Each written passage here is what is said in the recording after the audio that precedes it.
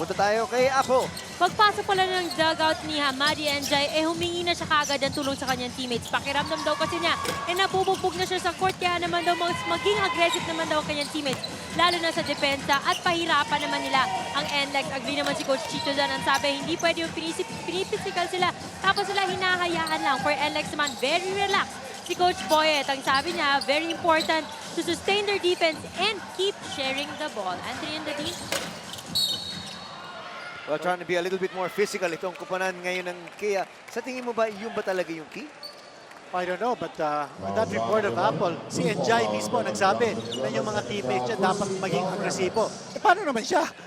I think he's got to start playing aggressive at dapat mahawa yung kanyang mga teammates. But the aggressiveness must come from him. I mean, sabi niya na physical daw siya ng depensa ng NLEX because of Asi Taulava. That's the way the game is played. Alam mo, dun nga talaga ako nagtataka. Pinag-usapan nga natin yun off the break. Bago tayo nakabalik dito sa halftime, goaltending nga itatawag. You know, you and I were surprised at his performance kasi yung, kumbaga, parang yung effort parang wala ron eh. That's right. Not a single offensive rebound from Njay in the entire first half. And, you know, if you're 6'10 and 3/4 like the way he is, you're supposed to position yourself close to the basket so that pag magbintis yung mga kakampi mo, nandun ka for the possible putback. Taulava shorten that jumper. Here comes Kia trying to score quickly off the break. Paula itatawag kay Canaleta. Well, Jet Chang finding an opportunity for him to get some points. Wala pa siyang puntos dito. But that was a nice lead pass coming from LA Revilla. And that's what Kia should do.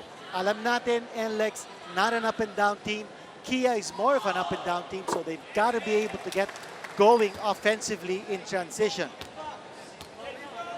Well, Some Chang notes is a here. gunner. Go ahead. Yeah, some notes here about Chang. He was actually the leading scorer of Chinese Taipei in the FIBA Asia 2011 championships. And he averaged 11.6 points in that tournament. He had 35 points against Qatar. Kanya, si Jet Chang, you know that this guy can score. So give him the ball. He was available in the corner. Revilla decides to take it himself and knocks down that three-point shot brought to you by PLDT Home Tevolution. Well, Turns your ordinary TV into an internet TV. Anthony Revilla has not missed a single shot in this game. And you see, oh, what a poor shot taken by Jet Chang. Binitin niya ang sarili niya, but the defense was there. He should have just passed it outside. He couldn't see the basket because of the trees. Revilla, I was going to say, is 5 out of 5 from the floor, including a three-point shot. Asi trying to muscle his way inside and he just throws India out of the way. I don't know about that. Asi Taulava very clearly warding off with that offhand. And Njaya not there for the defense and no call. On the outside, looking for back-to-back threes. Three-point shot brought to you by PLDT Home Tevolution. Turns your ordinary TV into an internet TV. Sandali, kailan ba naging three-point shooter niya si Kiele? Nakakadalawa na ito. They're going to go back inside to their big man. Oh, I think Asi's completely intimidating Njaya. Villanueva slashing. Throws that one up. Kelly will clear that board. Revilla for three. Short that time. Kelly was asking for it. Nakapwesto na siya. That's his first miss of the game. It's going to be a blocking foul called here on the big man. Njaya, that's foul number 4. Napapansin din natin dito si Njaya. I don't think he has the fundamentals to get good position so that he can get the charge. Let's check in with Apple. Anthony and the Dean, kanina tinatanong niya paano naman si Njay. Actually, napansin din niya ng assistant coaches and one of them made him promise na dapat daw kumuha siya ng mas maraming rebounds and give more possessions for his team. Dagdag pa dyan, dapat daw mas maging assertive siya and more present, more importantly. Balik sa inyo. Yeah, very clearly. It's his presence na parang kulang na kulang, no? And even if he's not getting his points, dapat naman magsumikap siya sa rebounding. I mean, 2 rebounds in the entire first half. And you can see that rebound there that he got was a gimme. Yeah. Wala naman talagang rumi-rebound na iba. Siya lang pinabayaan doon sa ilalim. Let's see if he can come up with an even better effort. Remember, right now, he's playing on borrowed time, Kinito, dahil 4 na nga yung kanyang personal fouls. They try to look for him inside, and he gets a slam. That time, a nice penetration coming from Ynares, and then the pass inside. Ito, galit na galit na si NJ. Ito, hinihintay ng Kia. Magalit ka naman, big man. This is a stick movement of the game, brought to you by Jack and Jill Iceman Candy. Ilabas ang tapang.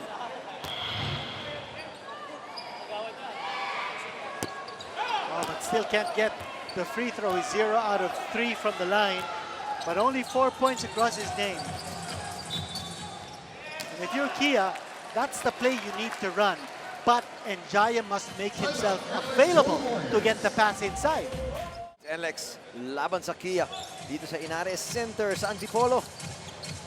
Laban pa rin ang NLEX, but their lead, which once stood at 16 at 48-32, 5 na lang po. Canaleta looking for Borboran. Borboran puts this one up. He had to. Tip in by Villanueva. Yan ang sinasabi natin, Kinito. That rebound should have gone to NJ. Exactly. Njaya was in perfect position. He's the tallest guy on the floor. Wala kasi at Taulabay ang kanyang nemesis. And yet, si Enrique Villanueva still was able to get the tip.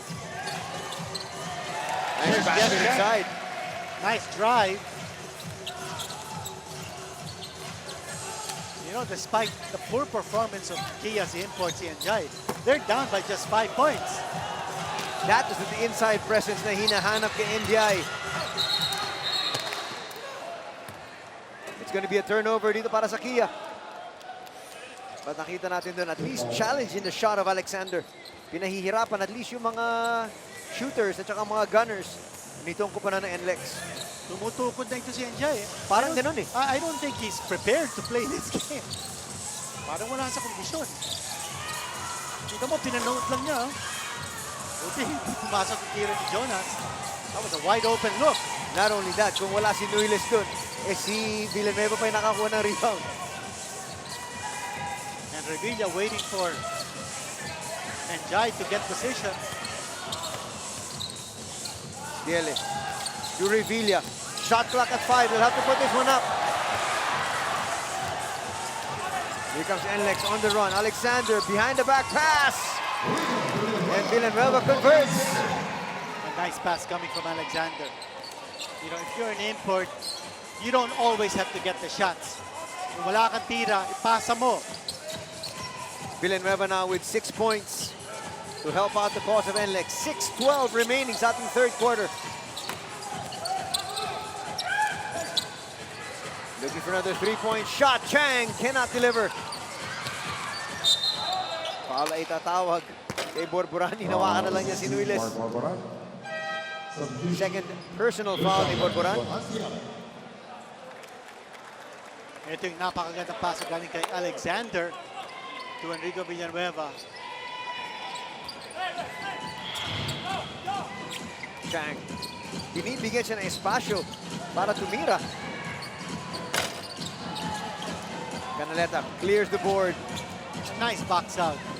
You notice that there's a conscious effort on the part of the NLEX Road Warriors to locate kung nasaan si Njai and put a body on him para hindi siya makakuha ng rebound. Villanueva with a floater. He's got 4 markers, but obviously he's really setting up his teammates. Napakarami na niya mga assist sa araw na to. Ito, namamagana naman ng Kalamangan. It's up to 9 points. The lead of NLEX. Revilla had to pick up his dribble. Chang looks like he's a little bit gun shy. Nice spot. But a foul is going to be called inside. Tira ni Rich Alvarez would not have counted even if he made it. Njai, napaluhod doon.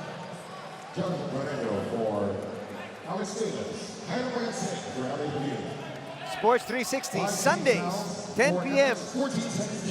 on TV5. With Erica Padilla and Aaron Ataide.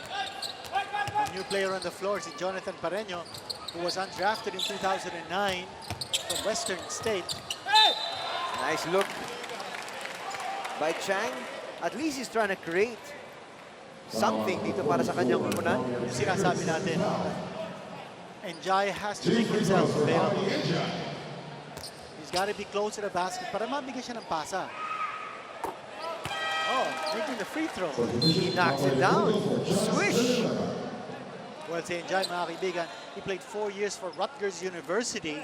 He was a second-round draft choice of the Minnesota Timberwolves in 2010. He played 3 years in the NBA, 2 years for the Washington Wizards, and 1 year with the Sacramento Kings. This guy also played for the Senegal national team that lost to the Philippines in overtime in the last FIBA World Championships in Spain. Alam mo, Kinito, you know, for somebody who's lasted in the NBA that long, more than a couple of years, dapat sanay sa physical play. Exactly. There was contact. And Pareno is going to go to the line for his first points as a PBA player. This is his rookie appearance. And he saw itong si Enrico Villanueva closing in. Make sure he got the contact. Still no PBA point para Pareno.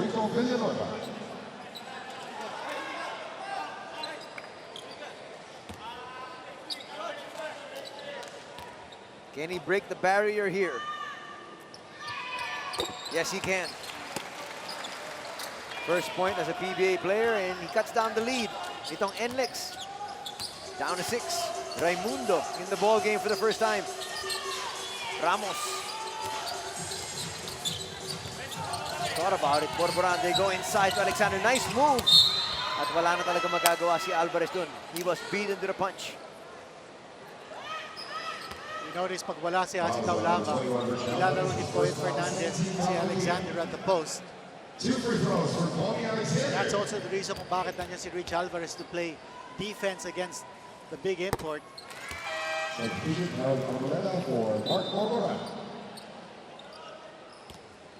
Harold Arboleda, first time on the floor for NLEX. Alvarez picks up the board. Kita mo, na-out-rebound pa ni Alvarez si Njai. That talaga sinasabi natin, Kinito, is desire more than anything else. Spotting from the outside, Chang, bang! And that's the kind of shooting that Kia wants from that Asian import. And Chang is capable. As we said, he had 35 points against Qatar in the 2011 FIBA Asia Championships. So this guy can score. Raimundo with the offensive board. Raimundo is a feisty player. Madanli looks for Raimundo. They swing it around. Ramos. He will be fouled by Alvarez.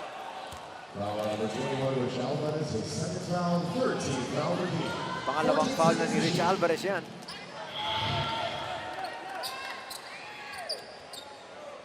Set a play there for Chang, knocking that one down. And talaga, sabi mo nga, Kinito, kailangan na kailangan ng Kia yung kanyang scoring. Acrobatic shot doesn't work for Alexander. And that time, it was Njai who was playing, or who was defending Alexander at the post. Nice look inside. Alvarez kicks it out. 3 on the way. Bang! That's a first three-pointer in his PBA career. And Pareno now has 4 points. Surprise puno dyan, galing kay Chito Victorero.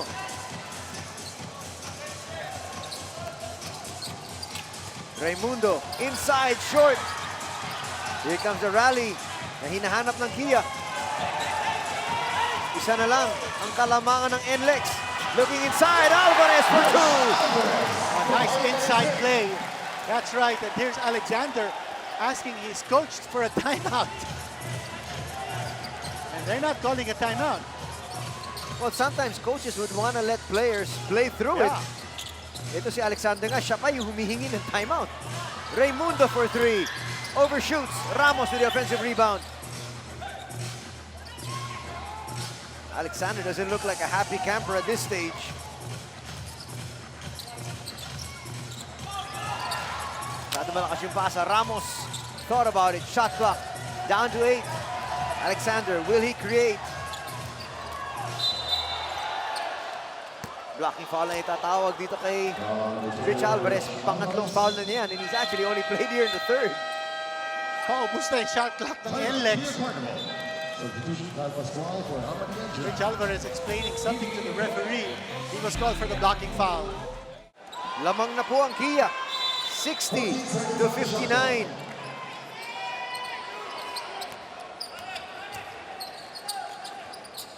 Madanli in the ball game.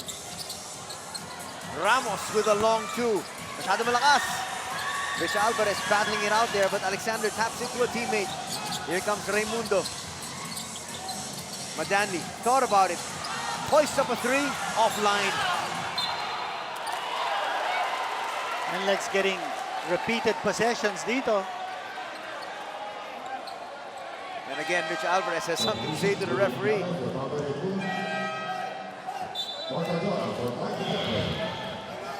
Gunners coming on the floor here for Coach Boyd Fernandez.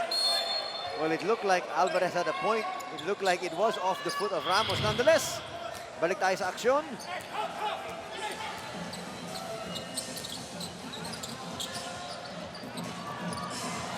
Three-pointer away. They needed that one to go. Here comes Pagatsing.